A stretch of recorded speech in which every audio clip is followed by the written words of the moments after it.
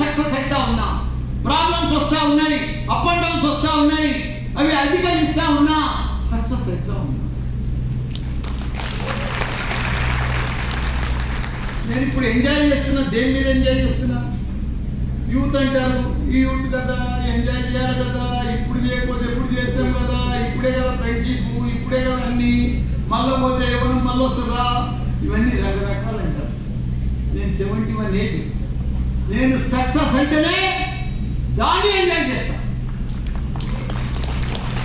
నువ్వు సక్సెస్ చేయకపోతే ఎట్లా ఎంజాయ్ చేస్తావు? దేన్ని ఫెయిల్యూర్ అయిపోయి దేనికి ఎంజాయ్ చేస్తావు నువ్వు? జీవితంలో ఈ జీవితం మలమల్ వస్తుంది అనుకుంటారా?